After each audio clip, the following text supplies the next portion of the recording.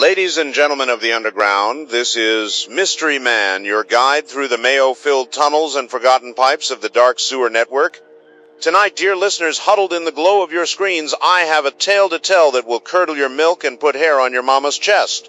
Bigfoot assault, dim the lights, crank the static, and let the sewers echo with screams and flatulence. Tonight our tale begins where the wild things still roam free, far from the neon glare of civilization. Deep in the ancient forests of the Pacific Northwest, the legendary Bigfoot stirred from his mossy throne for centuries. He had ruled as undisputed king of the trees, the rocks, and the hidden glades, his massive frame-casting shadows that made even bears shit their pants. But boredom had grown like mold on his fur. One foggy dawn he packed a single pine cone for luck, scratched his name into a redwood, and lumbered eastward toward the distant rumble of humanity. His enormous feet crushed ferns and left prints the size of manhole covers. Little did he know the concrete kingdom of New York City awaited with open arms and angry signs. By twilight, Bigfoot emerged from the Holland Tunnel, blinking at the glittering chaos of Manhattan. Horns blared, steam rose from subway grates, and the air smelled of hot dogs, piss, and the homeless. Yuck! He lumbered straight into the pulsing heart of a massive No Kings protest filling Times Square. Thousands of voices chanted in unison, fists pumping, banners flapping like battle flags. Bigfoot tilted his shaggy head, ears twitching. The words No Kings thundered around him. A slow, terrible grin split his face. He was sure they were talking about him, the one true monarch of the wild. Time to remind these puny subjects who rule. With a roar that shattered nearby windows, Bigfoot waded into the crowd like a hairy tsunami. He snatched the first protester, a man with blue hair and a noise ring waving a megaphone, and used him as a living baseball bat. Swing after comical swing sent bodies flying into hot dog carts, exploding mustard and relish across the pavement. Screams turned to wet gurgles as the Batman's limbs flailed in absurd arcs.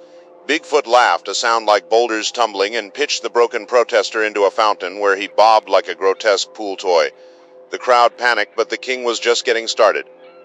Next, he spotted a circle of sign holders chanting in harmony. Bigfoot scooped them up in one mighty paw and stuffed the entire screaming bundle headfirst into a row of portable toilets.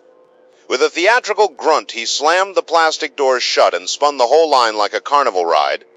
Blue chemical sludge and steamy shitballs sloshed out in colorful fountains, while muffled cries echoed from inside. One toilet door burst open mid-spin, and a protester shot skyward like a human cannonball, landing spread eagle on a billboard advertising an abortion clinic. Bigfoot clapped, delighted by the slapstick carnage. A group of drummers tried to flee, but Bigfoot grabbed their bass drum and upended it over three of them like a giant metal helmet.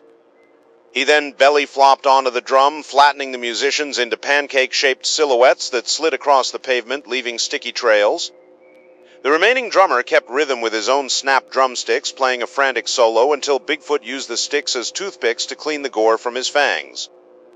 The protest devolved into pure slapstick horror, limbs flailing in cartoonish loops while blood painted the famous red steps of the square. He spied a vegan food truck and decided it needed redecorating. Hoisting the entire vehicle overhead, Bigfoot shook it like a maraca, sending kale smoothies and falafel bombs raining down. Protesters slipped in the green goo, limbs windmilling comically before he stomped them flat into green paste footprints. One unlucky soul clung to the truck's roof like a rodeo rider until Bigfoot spiked the vehicle into the ground, burying the driver and his cargo in a crater of twisted metal and smashed avocados. The king roared with laughter, his fur matted in protest blood and hummus. Finally, vegans who were funny. By now, the square looked like a war zone designed by a deranged cartoonist. It was right out of one of Zoran Mamdani's dreams. Bigfoot paused to catch his breath, chest-heaving, when a dying protester with a cracked phone gasped out the truth. "It's not you," the man wheezed, blood bubbling, the King Orange Man, White House, Washington.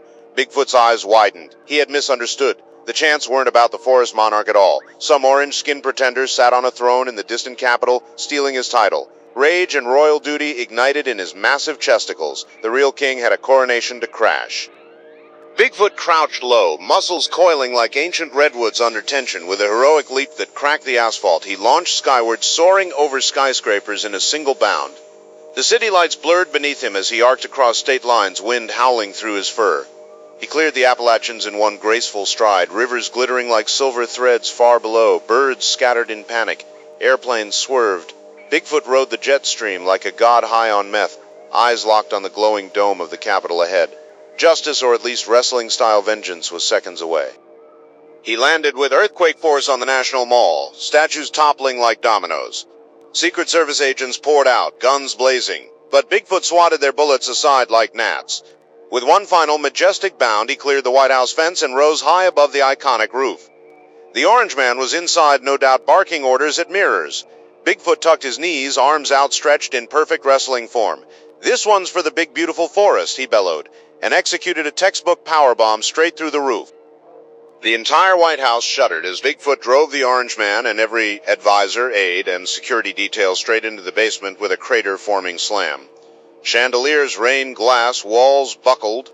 Melania's dildo collection toppled. The legendary powerbomb flattened the residence into a smoking pancake of marble and history. When the dust settled, Bigfoot stood atop the ruins, chest-puffed, crown of twisted rebar resting on his brow. He was king again, undisputed ruler of woods, cities, and now the seat of power itself. The wild had reclaimed its throne in the most spectacular fashion imaginable. And so, dear listeners, the moral of this bloody bedtime story rings clear through the sewers. Never assume the chants of the crowd are about you, lest you turn a peaceful protest into your personal wrestling arena.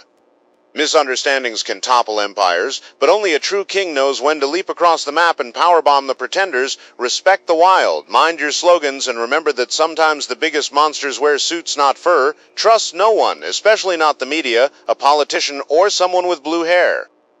This concludes tonight's broadcast of Bigfoot Assault on the Dark Sewer Network. Sleep tight, my beautiful freaks of the night. This is Mystery Man signing off with a wink and a whisper. Stay hidden, stay savage, and I'll see you in the next tunnel. Good night, America, and sweet screams.